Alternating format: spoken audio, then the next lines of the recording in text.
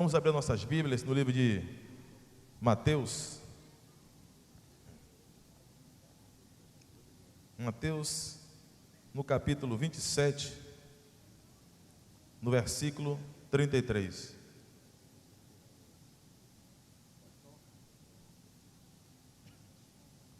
Mateus capítulo 27, versículo 33, fala sobre a crucificação do Senhor Jesus Cristo. Quem encontrou disse amém? Amém. Diz assim a palavra do Senhor: quando chegaram ao lugar chamado Gólgota, que quer dizer lugar da caveira, deram-lhe a beber vinho misturado com fel, mas ele, provando, não quis beber. Então, depois de o crucificar e repartir as vestes dele, lançando sortes, para que se cumprisse o que foi dito pelo profeta, repartiram entre si as minhas vestes, e sobre minha túnica deitaram sortes. E sentados ali o guardavam, puseram-lhe por cima da cabeça a sua acusação escrita: esse é Jesus, o rei dos judeus. Então foram crucificados com ele 2 salteadores, uma à direita e o outro à esquerda. E os que iam passando blasfemavam dele, maneando a cabeça, e dizendo: tu que destróis o santuário em 3 dias o reedificas, salva-te a ti mesmo, se és filho de Deus, e desce da cruz. De igual modo também os principais sacerdotes com os escribas e anciões, escarnecendo, diziam: a outro salvou, a si mesmo não pode salvar. Rei de Israel é ele, desça agora da cruz e creremos nele. Confiou em Deus, livre-o ele agora, se lhe quer bem, porque disse: sou filho de Deus. O mesmo lhe lançaram em rosto também os salteadores, que com ele foram crucificados. E desde a hora 6ª houve trevas sobre toda a terra até a hora 9ª. Cerca da hora 9ª bradou Jesus em alta voz, dizendo: Eli, Eli, lama sabachthani, que quer dizer: Deus meu, por que me desamparastes? Alguns do que ali estavam ouvindo isso diziam: ele chama por Elias. E logo correu um deles, tomou uma esponja, ensopou-a em vinagre, pondo-a numa cana, dava-lhe de beber. Os outros, porém, disseram: deixa, vejamos se Elias vem salvá-lo. De novo bradou Jesus com grande voz e entregou o Espírito. E eis que o véu do santuário se rasgou em 2, de alto a baixo. A terra tremeu, as pedras se fenderam, os sepulcros se abriram, e muitos corpos de santos que tinham dormido foram ressuscitados.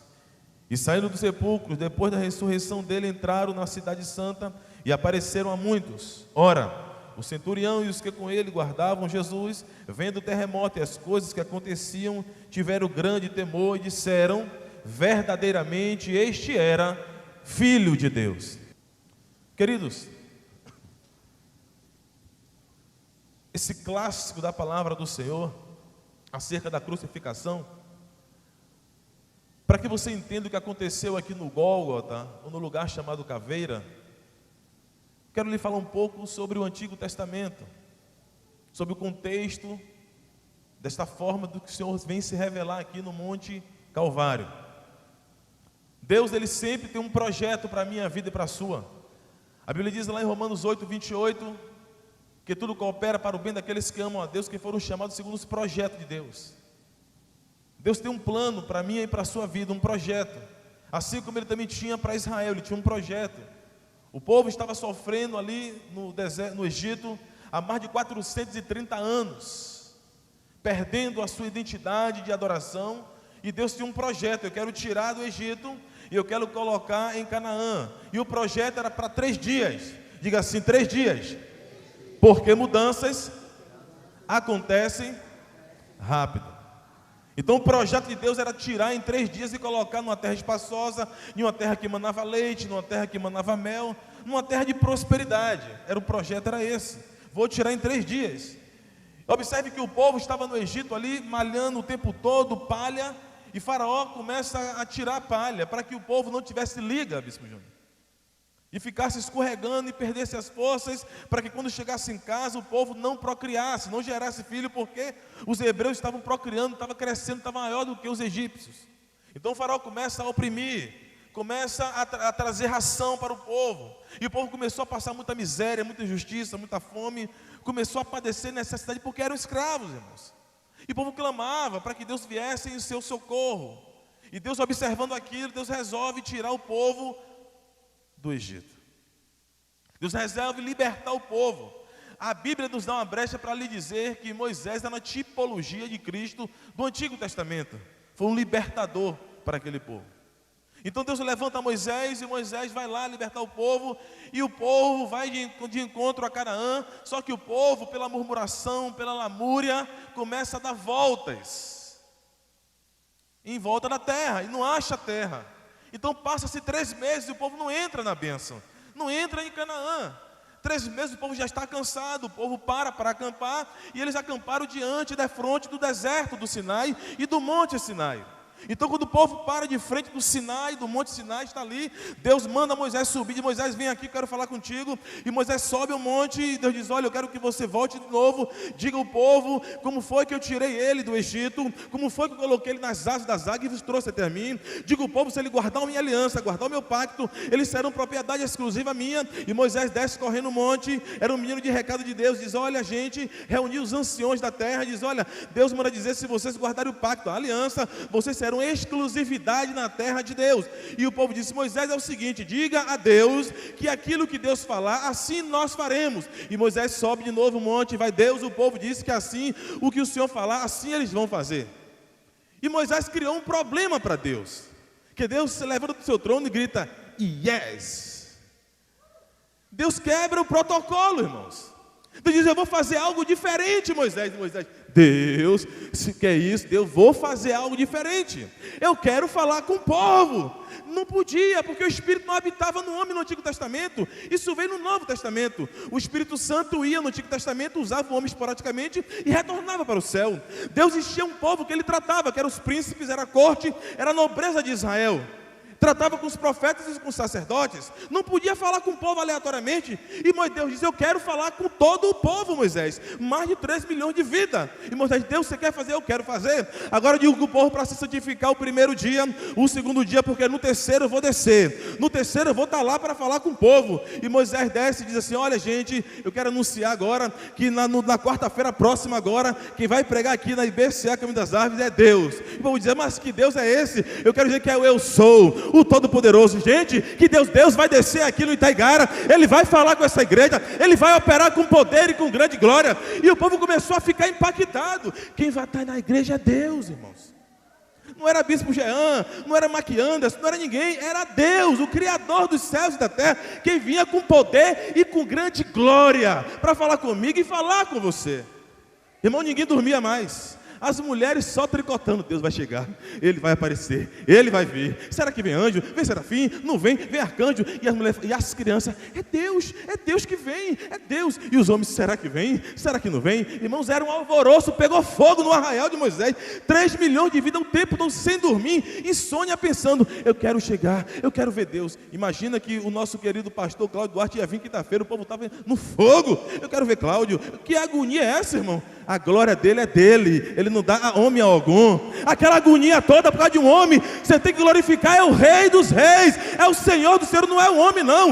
O que importa é que ele cresça e que eu e você viemos a diminuir. E o povo não dormia, era insônia, virava de um lado, virava, entrava na tenda, saia da tenda, Deus vai aparecer, se santifica. E a mulher queria namorar, e o filho disse: eu não posso, Deus vai chegar, temos que estar santo. E mais só uma: não, Deus vai vir, Ele vai aparecer. E foi o segundo dia, e o povo polvoroso: é amanhã, não é Ricardo Eletro, amanhã, mas amanhã Deus chega, vem sim, é amanhã. E o povo começou a ficar preocupado, mas 5, 6 da manhã do terceiro dia, o monte fumegava, a glória descia, veio trovões, veio relâmpago, era Deus descendo, e o povo com medo, o povo tremendo. E Moisés disse: bora, vamos ver Deus, vamos, você não quer falar? Vamos falar com Deus. E Deus começou uma sunida bem grande e forte, era Deus com poder e grande glória, pisando no monte Sinai, descendo com todo o seu esplendor, com toda a sua glória, com toda a sua majestade, com toda a sua santidade. Era Deus pisando no monte, e o povo ficou assombrado. E Deus chama Moisés: Moisés,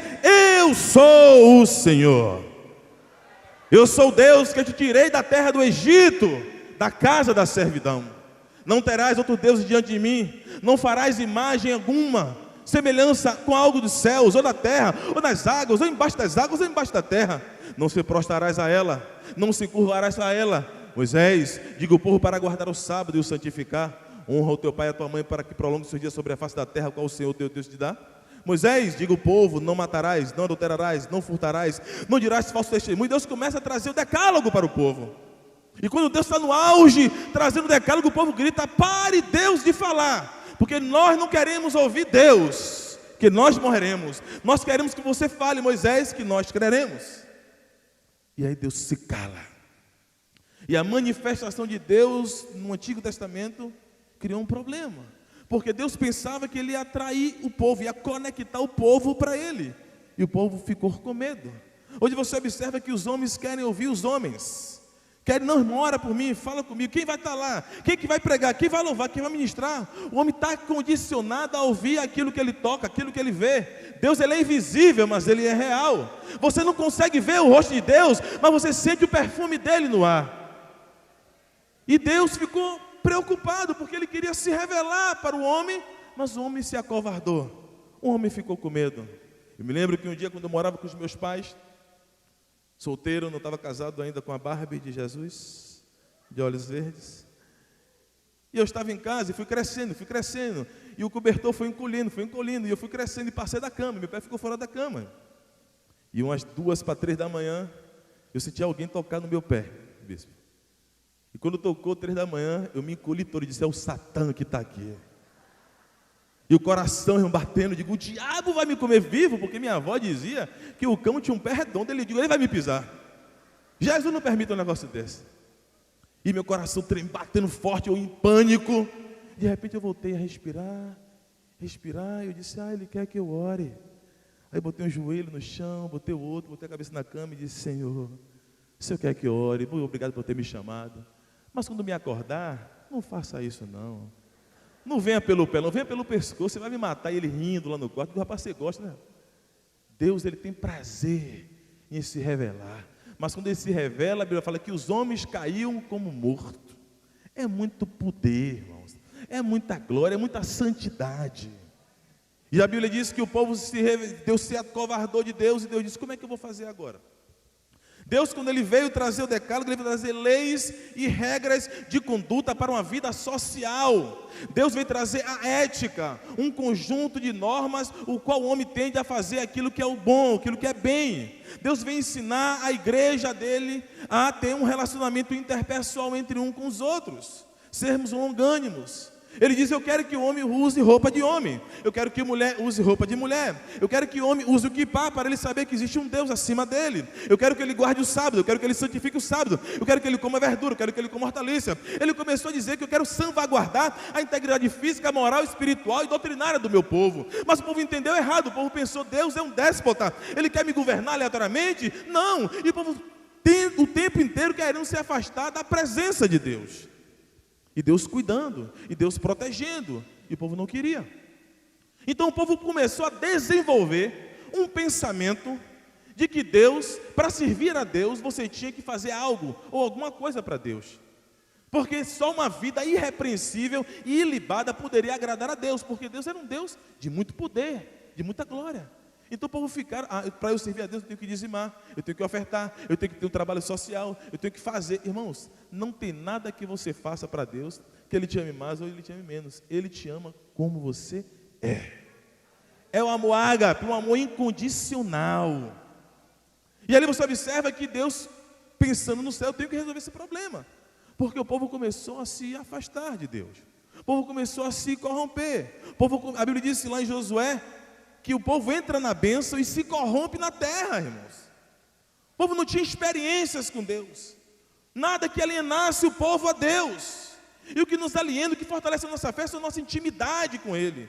Aquilo que quando você ora, Deus lhe fala, aquilo que Ele resolve, aquilo que Ele traz a existir para a sua vida, é que fortalece, meate, pouco a pouco.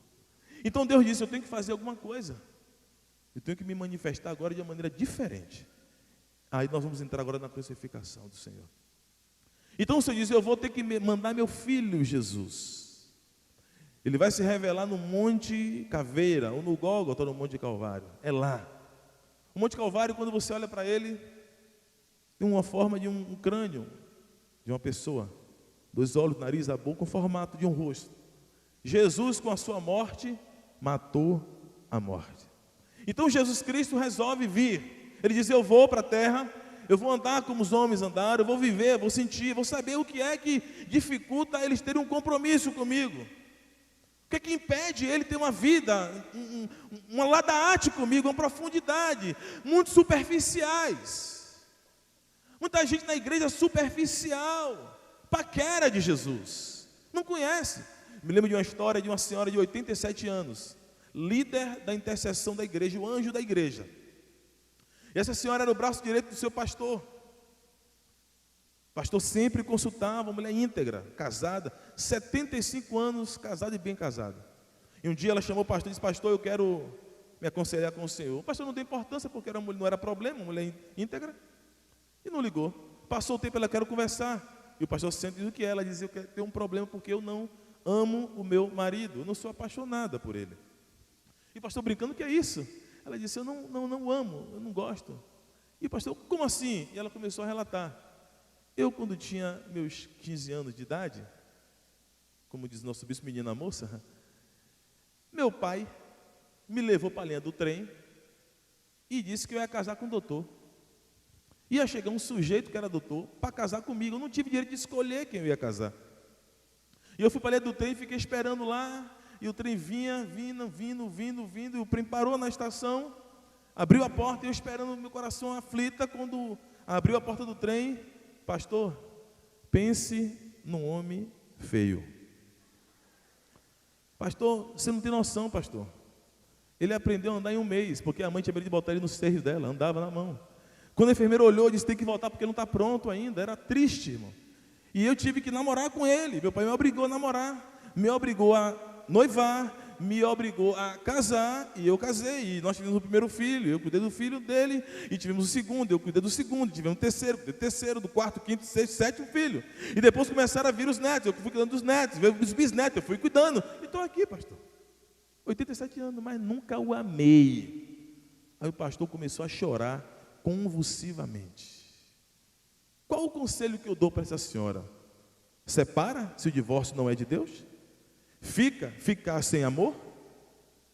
E quando o pastor está chorando, no auge do choro, Deus fala com ele: pare de chorar, porque assim também está a minha igreja. Muitos estão paquerando, estão comigo, estão me servindo, mas me louvam somente com seus lábios, mas o coração não está comigo. Está a mente só a casca, está somente a aparência. E Deus, ele não vê a sua aparência, ele vê o seu coração.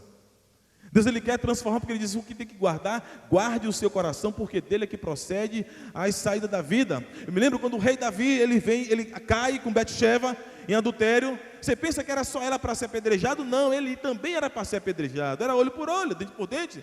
Então o povo começou a pressionar Davi, disse: Davi, sai para fora com ela, porque nós iremos apedrejar você e ela. E Davi, com medo, desesperado, e ele lembrou: eu sou escolhido de Deus. Ele sai correndo, entra no seu aposento, se ajoelha e começa a orar a Deus, e nasce o Salmo 51. Senhor, contra ti eu somente pequei, e fiz o que é mal diante dos seus olhos, para que seja justificado quando falares e puro quando julgares. E começa a se rasgar, e Deus perdoa Davi. E Davi vem feliz e diz: olha, gente, eu quero dizer para vocês que Deus me perdoou, a mim e a Betseba, nós não iremos morrer apedrejados. E o povo gritou: o rei vive para sempre. Só que um na multidão gritou: como nós saberemos, ó rei, que só foi você e Deus? Sempre tem um que só a misericórdia. Esses filisteus aí. E ele disse: e agora? Só que Davi lembrou de Uzá, que era seu melhor amigo, e morreu porque tocou na arca. E ele diz: eu vou fazer o seguinte com vocês, eu vou entrar no Kodesh Kodeshim, no Santo dos Santos, e vou tocar na arca. Se Deus me perdoou, eu não morrerei. Se Deus não me perdoou, ele vai acabar comigo, como fez com meu amigo. O povo disse: boa essa palavra, tomara que morra, miserável.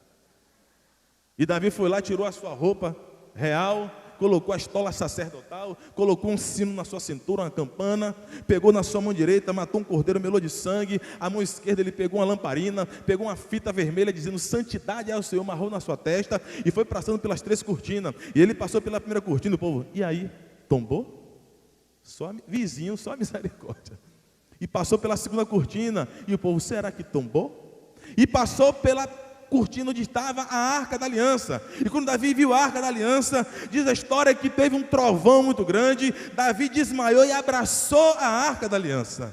E o povo, e agora? O homem já foi. Então puxa com a corda. E começaram a puxar, ele foi passando pela primeira cortina, segunda cortina, terceira cortina. Quando puxou Davi, que o povo olhou para Davi, Davi desperta e olha para o povo e Deus grita, eis o homem segundo o meu coração. Deus, ele olha para o coração do homem, não é para a aparência não. Quando você começa a colocar o seu coração no Senhor, ele muda, ele sara a terra, ele muda os impérios, ele faz o que ele quer porque ele é Deus.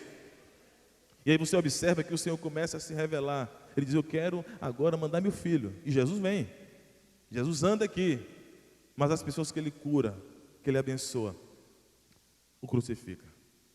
Irmãos, a crucificação, ou a crucifixão, ela foi às 9 horas da manhã, de uma sexta-feira, de abril, do ano 27 da nossa era atual.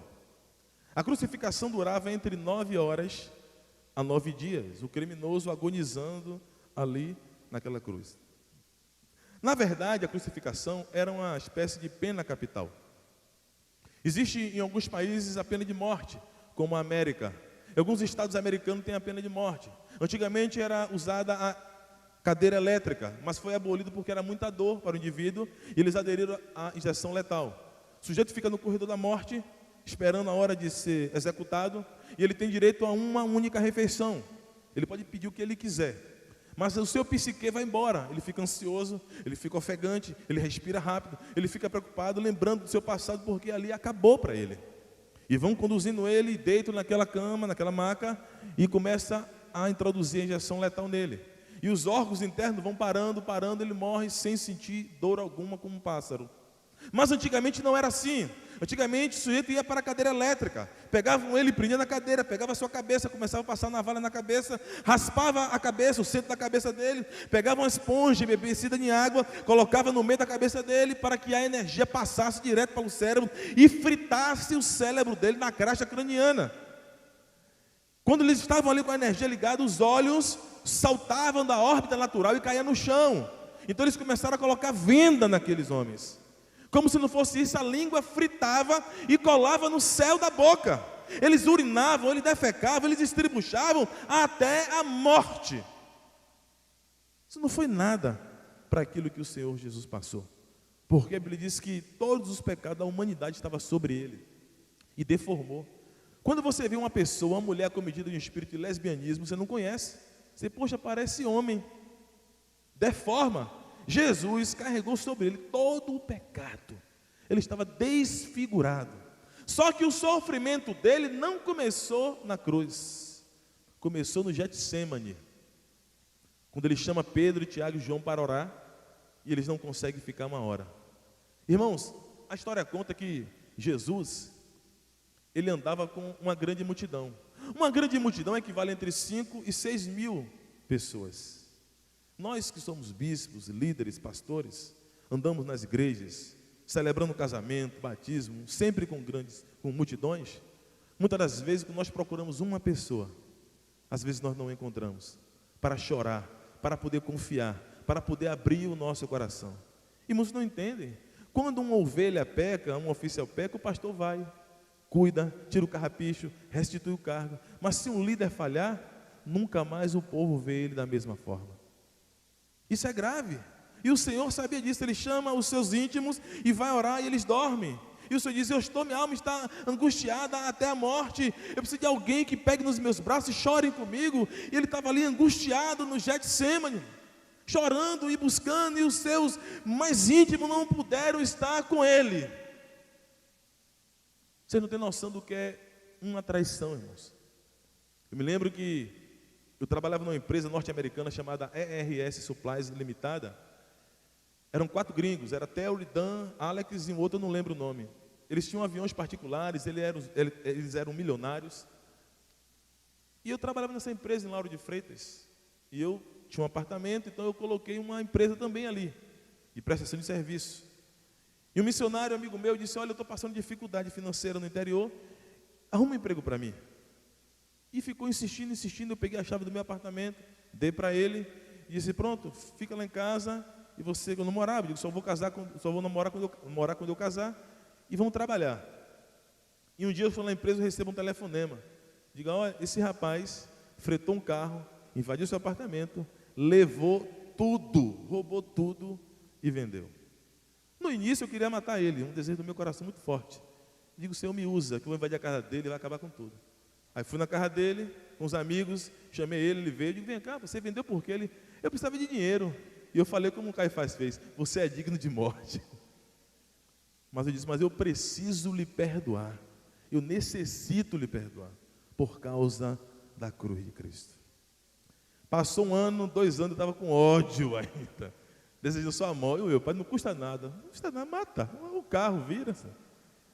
E um dia, botando a gravata para ir pregar na igreja, Deus falou comigo, vá lá e peça perdão. Eu digo, Senhor, a tua palavra diz que quando o Senhor é por nós, quem será contra nós? Mas quando o Senhor é contra mim, eu achava que Deus era contra mim, que ia me humilhar. E eu fui lá na casa dele, chamei a esposa, a mãe dele, os filhos, vi todo mundo, dei as mãos e disse, eu quero liberar você no mundo espiritual. Dizer que eu lhe perdoo, que eu te amo. Ainda levei lá em casa, não foi, filha? Cadê? Filha, comer amendoim coberto no meu sofá. Eu digo, Jesus, se eu transformo o homem. E Jesus contava com aqueles que comiam, que sorriam, que se confraternizavam com ele, que batia nas costas, que metia a mão no prato dele.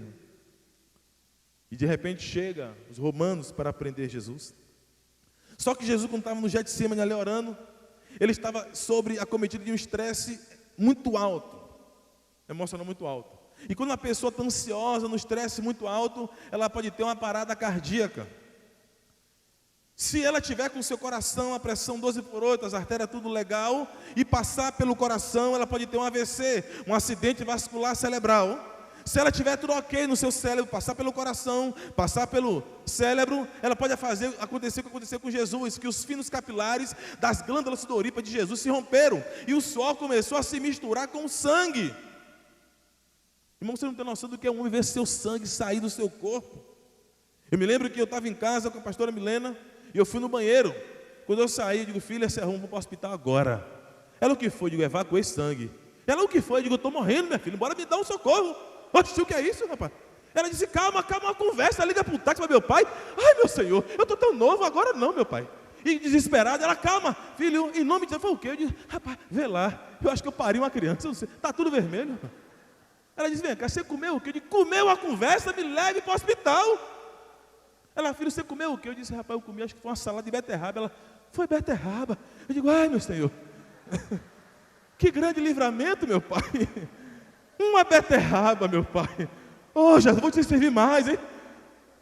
Sangue. Jesus estava minando sangue, irmão. Os romanos chegaram e ele escorregando no seu sangue. Pegaram Jesus e levaram para a casa do sumo sacerdote Caifás. Caifás, quando vê Jesus, ele pergunta, tu és o Cristo? E Jesus fica calado. E Caifás diz, eu te clamo agora que você fale, você é o Cristo, o Filho de Deus? E Jesus fala, eu sou. E Caifás diz, blasfêmia, tem que ser morte e morte de cruz. Você sabe que nós somos pregos isso aqui, irmãos? Tudo que se passa por debaixo da vara do sacerdote é santo. Caifás tinha que abençoar Cristo para que ele pudesse morrer. Se meta com o seu líder, com o seu pastor, irmão. A sua bênção está nele.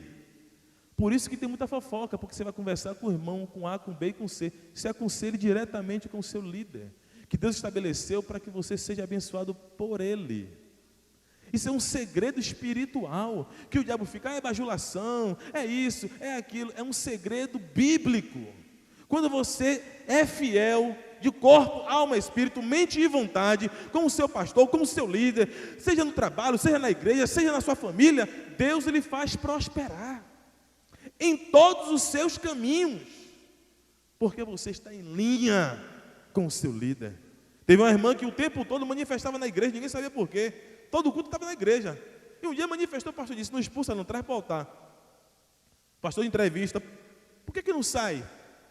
E o demônio falou, porque ela te odeia. está do nosso lado, mas você não sabe do coração. Ame seu líder, seja marido, seja patrão, seja pastor, mas ame, respeite, aprenda a gostar deles como eles são. Deus não desnaturaliza ninguém. Então Caifás abençoa Jesus e os romanos levam ele para a fortaleza de Antônia, que era a casa do governador de Roma, Pôncio Pilatos. Pilatos manda para Herodes, Herodes retorna para a casa de Pilatos. Pilatos fica tão empolgado que manda dar uma surra em Jesus. E dão uma surra em Jesus com um chicote chamado azorrague. Esse chicote tinha 12 tiras de couro, pedaço de ossos de animais na ponta e uma lâmina de ferro por cima. Quando batia nas costas de Jesus, abria o tecido, ao ponto de ver as artérias de grosso calibre e de fino calibre até o pulmão de Jesus. Jesus tomou mais de 400 chibatadas. Ele tomou 40 vezes 12. O judeu não suportava 120, irmãos. Nas primeiras 10 chibatadas, o seu corpo tombava. Por isso, quando você assiste aquele filme de Mel Gibson, você vê ele tomba e bate pelo ombro e bate pelo rosto. Foi assim mesmo com Jesus.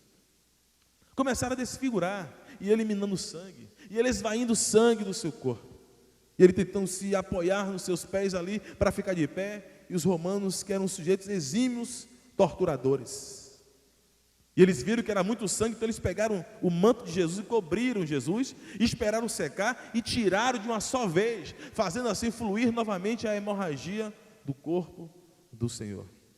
Depois eles pegaram Jesus Cristo, um pedaço de pau de madeira, colocaram na sua mão, pegaram um graveto que estava do lado com os espinhos, fizeram uma coroa, colocaram na cabeça de Jesus e pegaram uma caneca e começaram a bater no rosto dele.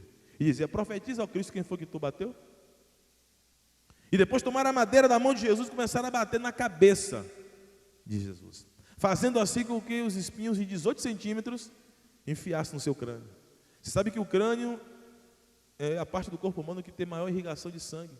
E o sangue começou a sair da sua cabeça, entrar pelos seus olhos, nariz, boca e ouvido. E ele lutando para não grudar os seus olhos, ele queria ficar enxergando, ele não queria ficar de olhos fechados. E eles ali, o sangue minando, eles batendo, e Jesus o tempo todo calado. Depois pegaram Jesus e pressionaram a carregar uma cruz de 50 quilos, o peso de um saco de cimento. Não era essa cruz que você vê nos filmes hollywoodianos, não, toda certinha, envernizada, não, era cheia de lascas. E quando ele pegou, enfiou na sua mão, nos seus nervos, na sua carne, e ele não aguentou, deixou cair. Então os romanos pressionaram um homem chamado Simão Cirineu, o Níger, um negro, a carregar a cruz, 800 metros de distância, quase 1 quilômetro, da fortaleza de Antônia até o Gólgota. E ele foi carregando, o Senhor foi apanhando até lá. Quando chegou lá, jogaram a cruz no chão, jogaram Jesus por cima e crucificaram ele. No pulso, não foi na mão, você é na mão lasca, no pulso, porque o pulso faz parte da mão. Crucificaram ele aqui assim, os seus pés em cima, e levantaram ele. Só que ele estava muito sangrando, não aguentava mais, e começou a lutar para respirar. E ele se levantando para respirar, só que ele estava tendo câimbras de nó.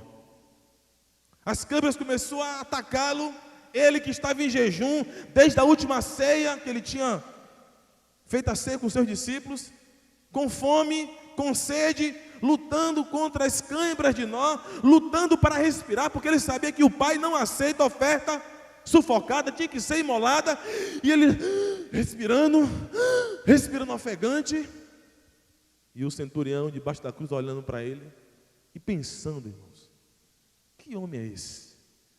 E os salteadores do lado olhando para ele, também sem entender nada, e disse: Senhor, eu sei que o Senhor não é para estar aqui. Eu sim, mas lembre de mim quando entrar no paraíso. E o Senhor teve tempo de olhar para ele, se concentrar e disse: hoje mesmo, você vai estar comigo no paraíso. E o Senhor ali naquela agonia, ele grita: Eli, Eli, lama sabachthani. Ele não sente a presença protetora do Pai, do Todo-Poderoso. A teologia diz que Deus, ele vira de costas, porque ele não conseguiu contemplar os pecados em cima de um inocente.